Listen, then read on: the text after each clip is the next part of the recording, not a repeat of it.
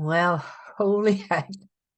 I'm recording this today on March the 14th, the day of the third and last Mars Neptune square, along with the moon in Sagittarius joining in the mutable fun, and everything is chaotic. So I thought I would talk about something that's a little more grounding. We have Venus entering the sign of Taurus, which is one of her homes, and Venus loves being in the sign of Taurus. So I'm going to take you through her short journey. She's going to be in the sign of Taurus from March the 16th until April the 11th. But before I take you through that, and then I'm going to talk you through how to find out where in your own life or chart this is happening. I will ask you to subscribe to my YouTube channel, give me a thumbs up, leave me a comment. I absolutely love getting comments. I try to reply to everyone, even if it's only giving you a heart or a thumbs up for that. But also, if I have time, I will sit and reply to everyone because I love talking to you guys. And before I dive in as well, I do want to give another shout out to my wonderful sponsor, Four Sigmatic Coffee, FOURSIGMATIC.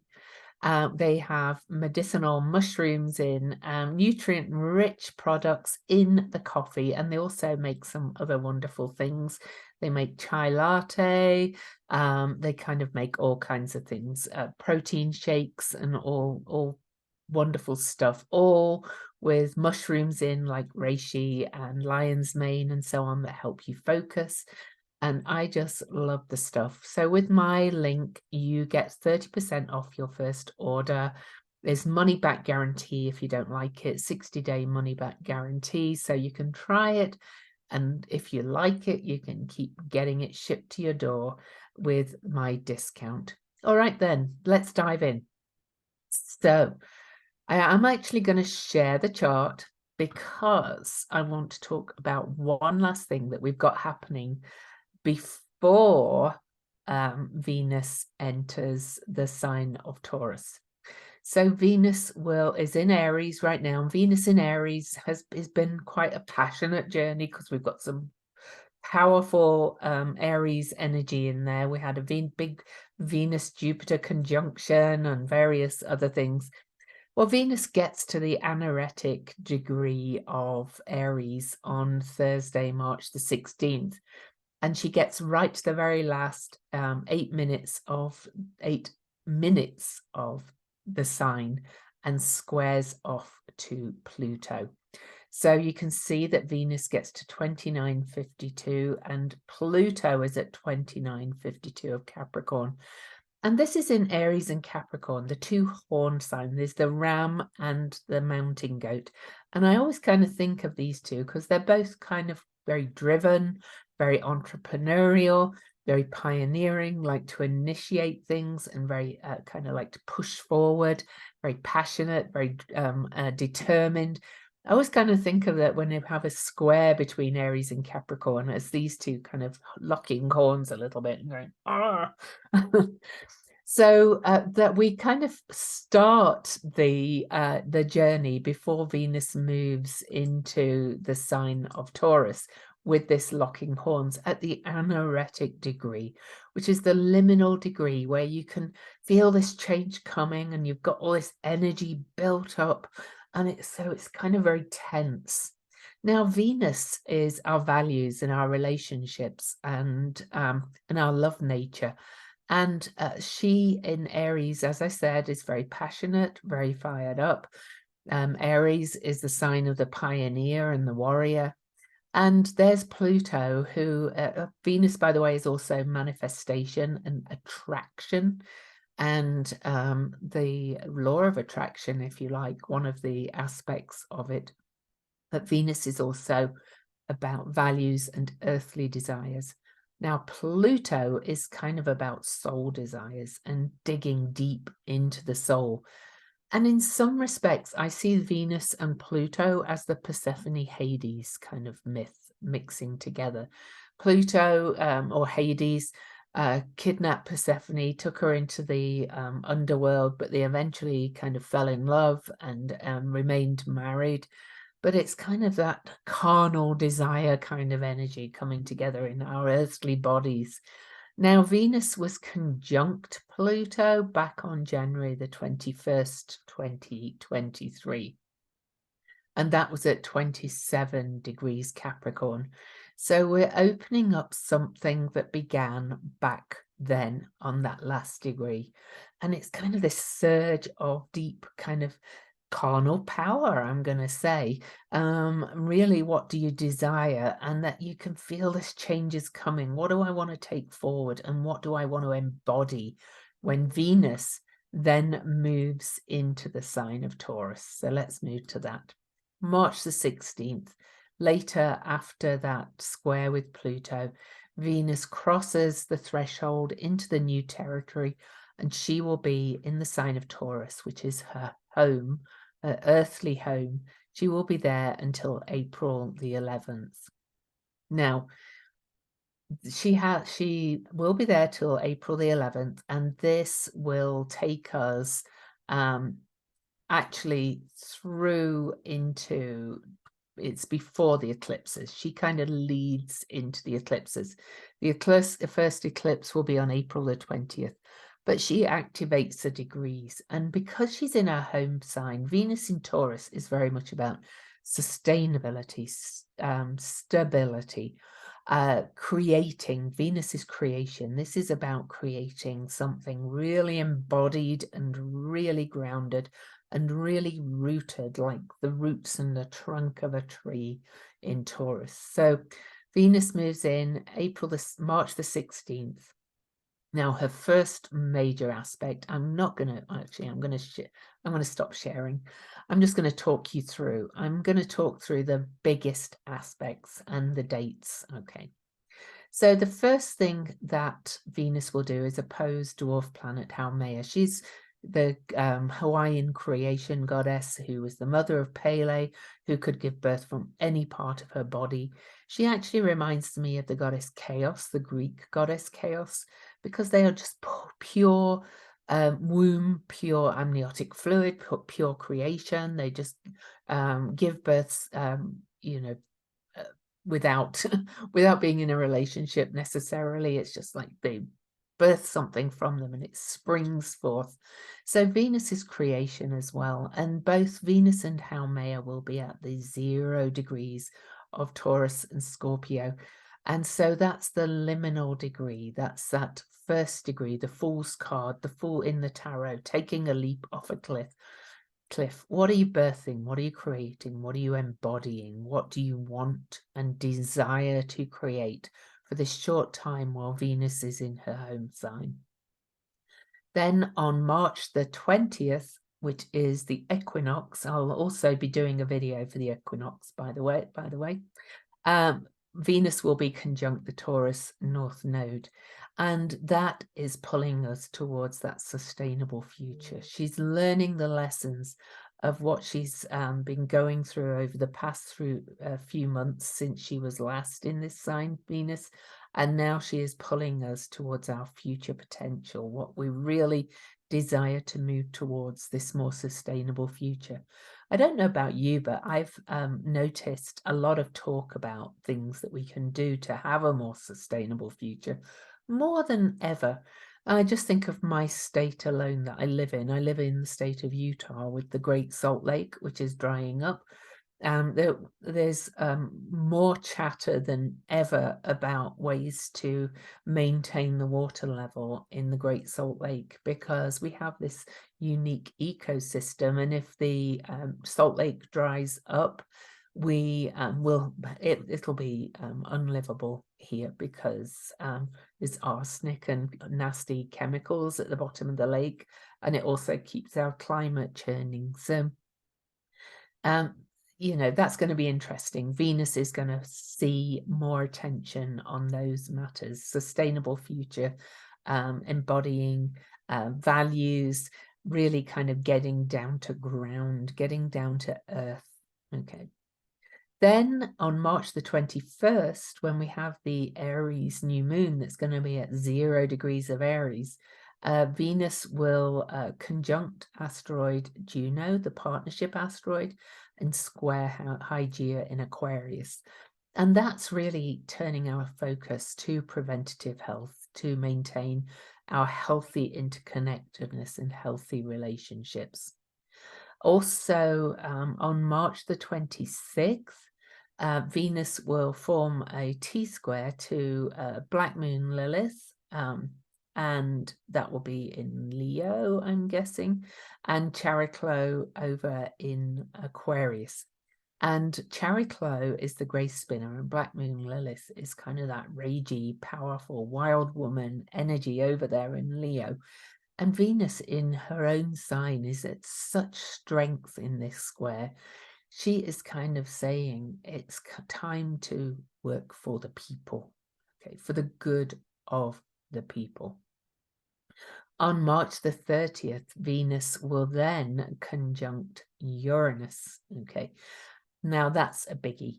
Venus will conjunct Uranus at 16 Taurus. Uranus is finally picking up speed. As I record this on March the 14th, Uranus has moved to the 16-degree mark after spending a lot of time at 15 degrees since his last retrograde. That's kind of a big awakening. It can also be with Venus in Taurus, with most earthly of signs. This can bring both literal earthquakes and earthquakes that of the awakening kind. So kind of expect that to be a little bit of a sparky day. Now, as well, Venus represents our money, and Venus conjunct Uranus can bring shocks in finances of the good kind and the less good kind. So just know that March the 30th is a day to watch after a lot of other volatility as well. The last or the penultimate day of March is going to be kind of interesting. And then Venus is really, really quiet after the end of March. Venus makes no major aspects. And by that, I am talking about the squares, conjunctions, and oppositions. Until she meets dwarf planet Sedna right at the anaretic degree, the last degree of Taurus, on April the 10th. And she moves into the sign of Gemini on April the 11th. Now, Sedna is very much associated with big cycles of changes in humanity, cycles of climate change as well. Sedna was last at these degrees, the last degrees of Taurus, way back at the end of the great ice ages over 11,000 years ago. So if we look at that with about Venus being creation and our values and things, you know, I think her month or 4 weeks journey through Taurus is really going to bring our focus to sustainability and what we can do to create more sustainability for our future in this life. All right, so we're going to have a quick look at the all signs. Now I've kind of given my little spiel before. I don't care what house sign you use. I will give whole signs just to show you what's going on with this. But really, you are best picking your whole sign, picking your medicine as you will, and then finding where Taurus is in your own chart. If you don't know your own chart at all, just listen to the sun sign. This will give you some idea of where Venus' journey through Taurus is going to be. If you know your rising sign, listen for your rising sign. But if you know your own chart, listen to where the house is and look in your own chart and look for the symbol of Taurus. And now let me share the chart and talk about that. If you go to astro.com or astro-seek.com, or if you're a client of mine, ask for a copy of your chart and I'll send it to you. But if you look for the symbol of Taurus and look for the cusp of the house that it's on, the line, and go counterclockwise and that's where Taurus will be for you. It might straddle 2 houses if you use a quadrant system. That's fine too. In my experience, over thousands of client readings, these transits can affect 2 areas of life. And that's really all the houses are. They're areas of life. All right, so into the forecast quickly, okay, for the all signs. So we're starting with Virgo rising, Virgo sun if you don't know your rising sign. This will be for you in the 9th house. This is a sustainable kind of vision for the future. This is sustainable, embodied experience of the divine for you. This is going to be where your future is, and sustainable truth. Okay, the 9th house is about all of those things. So this might be about embodying your truth with Venus moving through this sign, especially with Uranus, kind of the conjunction with Uranus kind of waking you up to what's sustainable for you. Okay, it's Libra rising or Taurus in the 8th house. This is really kind of embodiment in your most deeply bonded relationships and shared finances as well, especially with Venus being money, shared resources and finances. With the North Node and Uranus there, you could get some pleasant surprises or unexpected surprises, like an unexpected inheritance or windfall win, or of shared resources, or maybe a shared raise or something, a surprise raise or something like that. But really, it's also about embodying your deepest intimacy and deepest desires with the sign of Taurus in the 8th house. It's going to be a nice transit for everybody, this one. But Libra rising, you're Venus ruled anyway. Venus is your ruling planet. So I think it's going to be a lovely month for you, especially.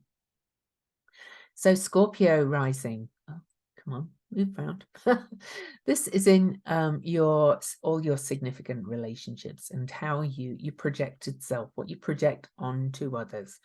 And with Taurus there and all the aspects I've mentioned, this could be really about awakening up to being very rooted and grounded in your values and not compromising your values for those that you're in significant relationship with. It's about kind of projecting a more embodied presence and being a little bit of an immovable object, if you like, in some ways, where you've over-compromised yourself for others, perhaps in the future. But there could also be, particularly with Venus meeting Uranus in the 7th house, there could be a little bit where you've been uncompromising as well as wakening up to that, where you've got to allow yourself to take on or make allowances for other people's values a little bit as well in all your significant relationships. So, Sagittarius rising. Okay, the Taurus will be over here in the 6th house for you if you don't know where it is in your own chart. And in the 6th house, that's going to be about your service, embodied service. This will be, maybe it could be something about your health, bringing some attention to that. Not in a bad way, but more in kind of this sustainable, like, how can I maintain good health? What can I do that's more embodiment? And what can I do that's really good for my body and feels good? So you might start a new exercise regime, a new dietary plan. I don't mean diet by weight loss. I just mean kind of more healthy eating, clean eating. This journey of Venus through the 6th house could awaken you to some of that kind of energy. And again, the desire really is to create something more lasting and sustainable. Capricorn rising. Come on. This for you is a very creative time, joyful time. This is about embodying joy. This is about your creative self-expression, your hobbies, what lights you up, what's fun for you, and what makes your body feel good in Taurus in the 5th house. Do more of that. This is about bringing out your inner child and your inner creative self-expression. So lovely, creative month for you, Capricorn rising. Thinking of that coffee, I'm just going to have a glug. Aquarius rising. Okay, so this for you is in the home. So you might just feel like staying home a lot between March the 16th and April the 11th, Aquarius rising. You might feel like making your home comfortable and nice. Taurus does really kind of like their stuff. It's always talked about as being very materialistic, and I never find that to be the case. I'm sure there must be some. I generally find they just like nice things and things that make them feel good, like things that are nice to the touch and just look nice. So you might be spending the month beautifying your home, very much, Aquarius rising, but that includes your inner home as well. The fourth house is very much about your inner self and your family. So just think along those lines. Pisces rising. For you, this is in the third house. This is about communication and community. This is about your voice. So you may feel more embodied voice. You may feel like singing, even taking singing lessons with Venus and Taurus, which are also throat in your third house.